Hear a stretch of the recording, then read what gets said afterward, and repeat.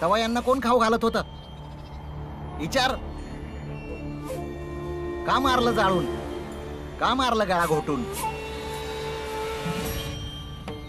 वय वय आम्ही तुझ्या पहिल्या बायकोला जाळून टाकलं आणि दुसऱ्या बायकोचा गळा दाबला. पर कोणासाठी? आमच्यासाठी? तुझ्यासाठी?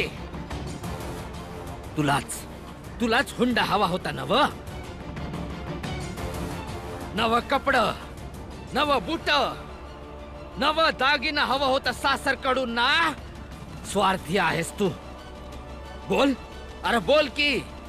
तूच बोलत होतास नव की पुढच्या लग्नात नवीन खाट हवी आहे. मग म्या काय करणार? तुझ्या हुंड्यासाठी तुझ्या बायकांना मारत राहिलो. म्या मारलंय. पोलीस कप्तान साहेब,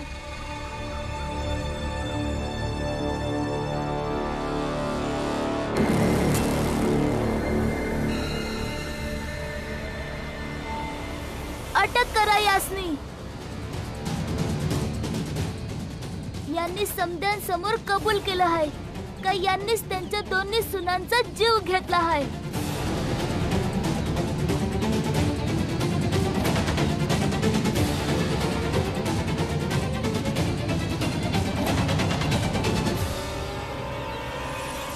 कप्तान साहेब, यो आम्हाला घरातून बाहेर काढतोय. ते रागामंदी आम्ही बरं वाईट काय बोललो तर मग एवढं काय झालं?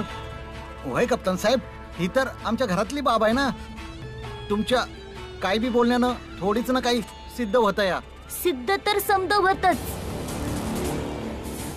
कारण का तुम्ही एवढ्या समद्या लोकांसमोर कबूल केलं आहे का तुम्हीच तुमच्या सुनांचा जीव घेतला आहे. आणि यालाच कायद्याच्या भाषेत कबुली जबाब म्हणतात. आणि कबुली जबाब दिल्यावर त्यांच्या साक्षीदाराची बी गरज नाही पडत. वय दादा, आई बाबा, तुम्ही समद्यांनी चुकीचं केलंय आणि तुम्हाला शिक्षा झालीच पाहिजे. आई बाबांना मारलंय ना, मग आई बाबांना घेऊन जा. मग मी आता काय नाही केलं, मी तर त्यांना नव्हतं मारलं ना, मग मला कशामुळे शिक्षा? लोभीपणाची. तो तुमचा लोभीपणा होता जो यांना तुमच्या बायकांना मारण्यापासून अडवू नाही शकला आणि यांना हत्या करण्यासाठी प्रवृत्त करत राहिला. तो तुमचा लोभीपणाच आहे जो तुमच्या भावाला आणि आई बापाला धोक्यात ठेवून या कागदावर अंगठा लावून समधी संपत्ती घेऊन टाकायची. आणि आता बी स्वतःला वाचवायचा लोभीपणाच आहे. त्यामुळेच तुमच्या आई बापाच्या माथी तुम्ही समदा गुन्हा मारताय. चला आता तो कागद दे ज्याच्या आधारावर तू स्वतःला या घराचा मालिक समजत आहेस. समजत नाहीये, कायद्यानं हाय. या कागदावर त्यांच्या अंगठ्याचा ठसा आहे. म्या या सगळ्याचा मालक आहे. म्या नाही देणार यो कागद. जर नाही दिलास ना तर हत्या आणि दगा फटक्याच्या गुन्ह्यात असा जेलमध्ये जाशील ना की बाहेरच निघू शकणार नाहीस परत. मग तुरुंगात बसून संपत्तीच्या कागदाकडे बघत बस. समजला? घ्या कागद त्याच्याकडून. नाही नाही नाही,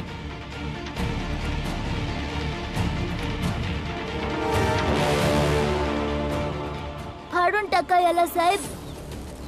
एक तर यांनी ह्यो कागद चुकीच्या मार्गाने मिळवला आहे आणि दुसरं, जर ह्यो कागद राहिला तर यांचा लोभीपणा जिता राहील आणि परत हे नवीन गुन्हा करण्याचा प्रयत्न करत राहतील. म्हणूनच या कागदाला नष्ट करणंच योग्य राहील.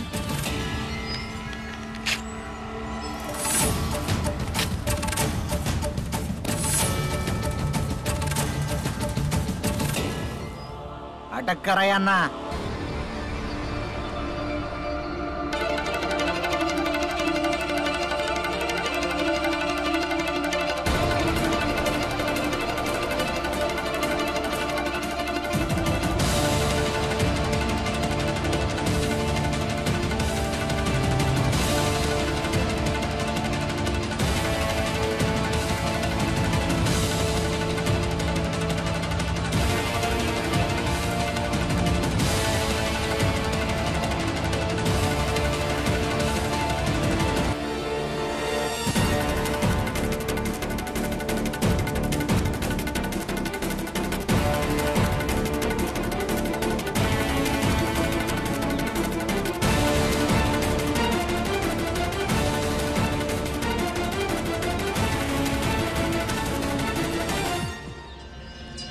जेव्हा आपली दोन्ही मुलं बदलतात नव, तेव्हा बोलण्या आणि ऐकण्यासाठी काही राहत नाही.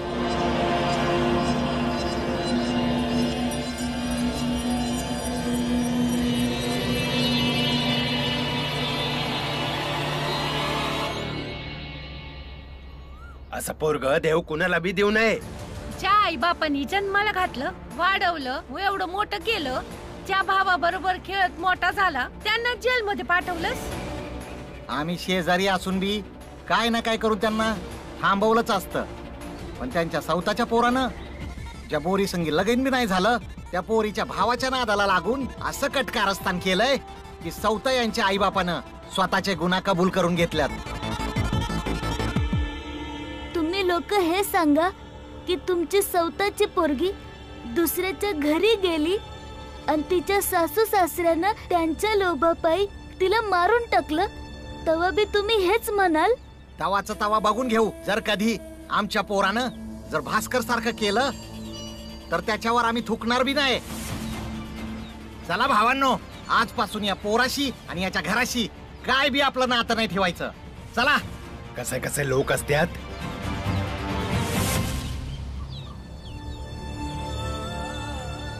हे समधी लोक खरं बोलतात. मी लई वाईट आहे.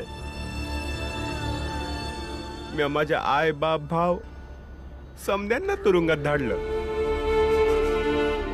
ज्या आई बापानं मला लहानपणापासून वाढवलं घडवलं, ज्या भावानं मला काम करायला शिकवलं, मी त्यांनाच तुरुंगात धाडलं.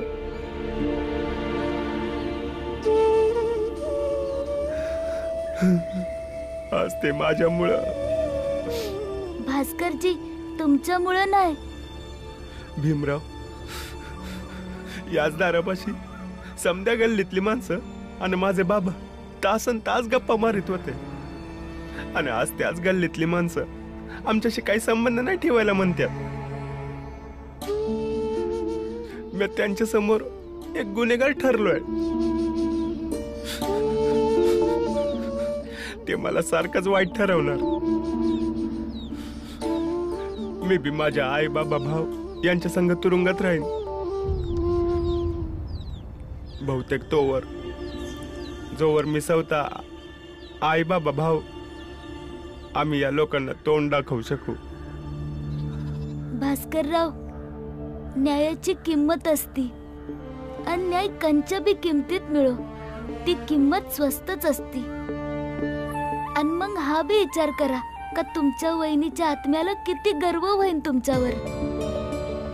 अजून एक गोष्ट, का हा समाज तुमच्यापासून तोंड फिरवू द्या, पण उद्या कुणी बी त्यांच्या सुनांना मारण्या अगोदर विचार करेल का त्यांचं पोरग भास्कर न बनो. अन गुन्ह्याला नातं बघून माफ नाही केलं जात. बाबा म्हणतात का गुन्हा गुन्हाच असतोय आणि गुन्हेगार फक्त गुन्हेगार. तो ना कुणाचा बाप असतो आणि ना कुणाची आई. त्यामुळे आता पुढं काय होईल आणि कसं होईल हा विचार करा. वय भास्करजी, आता पुढचा विचार करा. वय अगदी बरोबर आहे. जे व्हायचं होतं ते झालं. आपल्याला हे समज विसरून पुढे जाया पाहिजे. थोडी हिंमत ठेवा भास्करजी. आणि वय भले तुमच्या संग इथलं कुणी राहो वा ना राहो, पर आम्ही तुमच्या संग कायमच असू.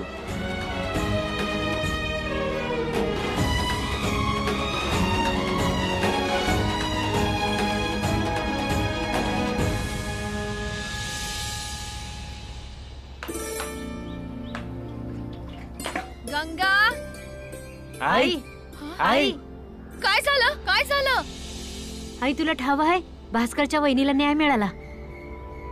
काय? कसं? भास्करजींचे आई बाबा आणि मोठा भाऊ बी समधी तुरुंगात गेले. ही तर लई मोठी गोष्ट आहे. खरंच मोठं यश आहे हे. पहिल्यांदाच एका बाईला न्याय मिळताना पाहिलं हाय म्या. आणि हे समजा आमच्या भीमामुळेच झालंय. बर भीम हाय कुठं? हा तो मागणं येतच असेल. ताई लय आनंदाचा दिस आहे. भीमाला गोड पोळी लय आवडते, तुम्ही बनवता का? वय वय लगेच करती. नाही आई,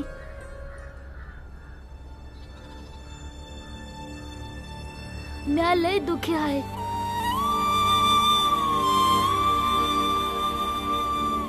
काय झालं? हा हे बाळानं आनंद म्हणले का भास्करच्या वहिनीला न्याय मिळाला हेच पाहिजे होतं ना तुला, तुमच्या समध्यांना.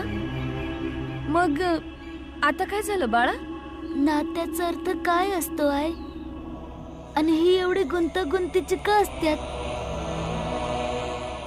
एक पोरग तुरुंगात जाण्यापासून वाचण्यासाठी आपला सगळा गुन्हा आपल्या आई बापावर टाकतो, आणि तेच दुसरं पोरग हे माहित असून बी का त्याची आई आणि बाबा दोन्ही गुन्हेगार आहेत, तरी बी त्यांच्या संग तुरुंगात जायचं म्हणतो. असं का?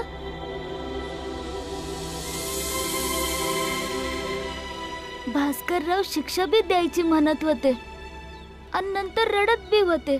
असं का?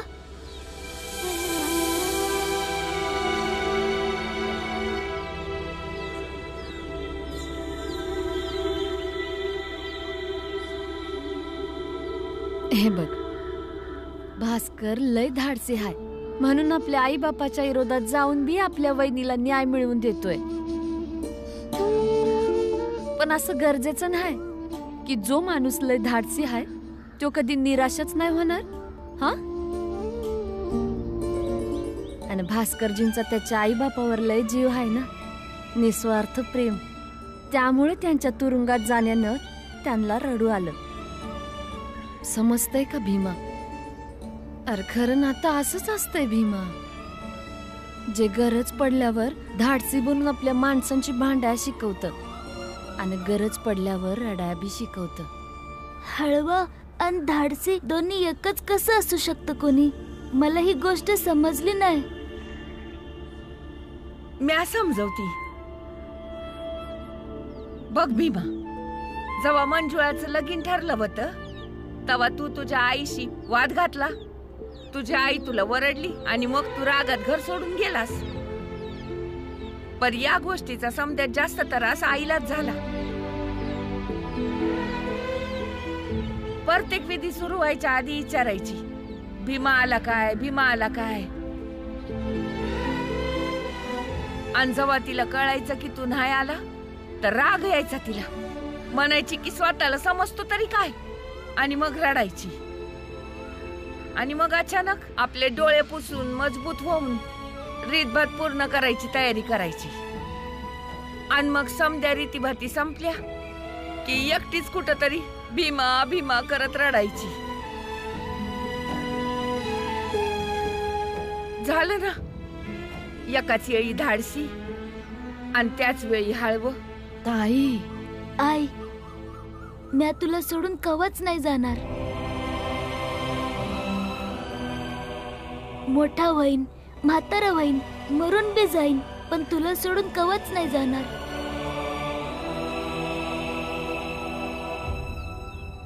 होय, म्हणजे तू म्हातारा होणार आणि मी आणि तुझं बाबा म्हातारे नाही होणार काय रे? आम्ही नाही मरणार का? नाही आई, मला तुमच्या संग आयुष्यभर राहायचंय. हाऊस नाही मला मरायची आणि मरण्याच्या गोष्टी करायची, पण आता त्रास हद्दीच्या बाहेर होतोय, मला सहन होईना. हो, सांग ना आई, राहशील ना? राहीन. म्या किती बी समजावलं तरी मला ठाव आहे जास्त दिवस जिद्दी नाही राहू शकणार.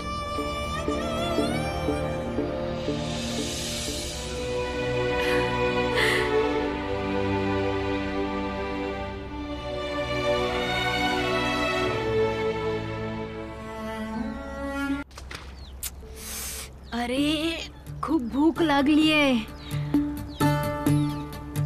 आणि हा भीम म्हणाला होता की जेवणाच्या वेळेवर जेवण घेऊन येत जाईल म्हणून. अजून नाही आला आणि मी जेवलो नाहीये तर वेगळंच कसं तरी होतंय.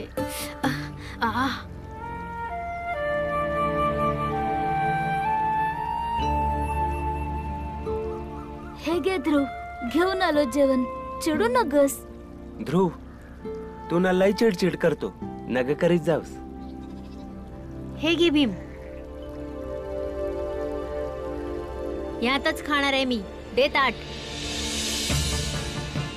तसं पण आपण मित्रच आलोत, एकत्र जेवलो पण आहोत, मग या ताटात का जेवू शकत नाही सांग?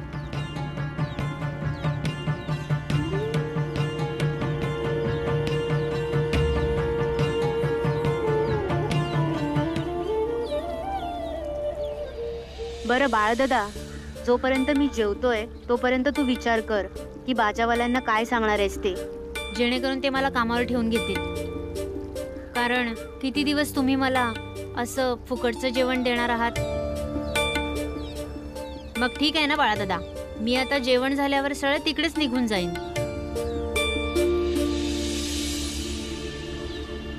काय करायचं? आता तर घेऊनच जावं लागन बाळा दादा, घेऊनच जाऊ. खुश? सासूबाई, सासूबाई. अहो तुम्ही या ना, मी आईला बोलवून आणते. अहो जावई बापू, या ना. काय जावई बिवई नाही, तुमच्या पोरानं माझ्या पाहुण्यांना तुरुंगात टाकलंय. आत्ताच्या आत्ता तुम्ही तुमच्या पोराला सांगा की भास्करला घेऊन माझ्या संघ पोलीस स्टेशनला चल, आणि तिथं ती साक्ष दे जी मी सांगतोय. त्याच्यानंतर म्या बघून घेईन त्यांना कसं सोडवायचंय, ते म्या करून घेईन. जावई बापू, तुम्ही त्यांची बाजू घेताय. तुम्हाला माहिती आहे की त्यांनी किती वाईट केलंय. तुमच्यापासून काय बी लपलं नाही. ते समज मला नाही ठाव. तुम्ही तुमच्या पोराला सांगा की माझ्या संग चल, नाहीतर मी तुमच्या पोरीला कायमचं सोडून देईन बघा. त्याच्यानंतर तुम्ही तुमच्या पोराला सांगत बसा की तो आपल्या बहिणीसाठी न्याय मागत बस. कसं बोलताय तुम्ही? का बोलताय असं? तर मग तुझ्या भावाला सांग, जसं मी आज सांगतोय तसंच कर, नाहीतर मग राहा तुझ्या भावासोबतच. अहो तुम्ही त्यांच्यासाठी मला सोडून द्याल? ते माझे नातलग आहेत, त्यांचं आणि माझं नातं तुझ्यापेक्षा बी आधीच आहे. तर मग काय माझ्या सासरवाडीसाठी माझ्या नातलगांना सोडून देऊ? तुझा भाऊ न्यायाचा मोठा ठेकेदार बनलाय ना व. चल आज एक न्याय करूयाच. जुन्या नात्यासाठी नव्या नात्यांना सोडून टाकूया. मग ती माझी सासरवाडी का असना. अहो असं नका करू. तुम्ही थोडा विचार तर करा. हे जे काय झालंय तुमच्या नातेवाईकांसंग, हे जे काय होतंय ते चुकीच्या विरोधात होतंय. यात माझ्या पोरांनी काय बी चुकीचं नाही केलं, ज्यामुळे तुम्ही माझ्या पोरीला सोडून जाताय. अहो तर मग तुमच्या पोरांनी काही महान काम बी नाही केलंय. अगदी व्यवस्थित सांगतोय, मी तुमच्या मुलीला कायमचं सोडून देईन. जर तुम्हाला असं नको असेल तर तुमच्या पोरासनी बोलून सांगा एकदा. बर ठीक आहे. मी भीमा आनंद बाळा संग बोलते. काय गरज नाही बोलायची आई. माझा भाऊ तुमच्या संग नाही येणार. मी एक बाई असून दुसऱ्या बाईच्या न्यायासाठी उभी नाही राहू शकली तर तू आहे माझ्या विचारांवर आणि माझ्या बाईपणावर. मग राय एकटीच इथं आपल्या भावासोबत. भीम म्हणतो न्यायाची किंमत असती, तर मग मी समजून घेईन की एका बाईला न्याय मिळवून देण्यासाठी या बाईनं थोडीशी किंमत फेडली, आणि ही माझ्यासाठी अभिमानाची गोष्ट असन. आता तुम्ही परत जाऊ शकता.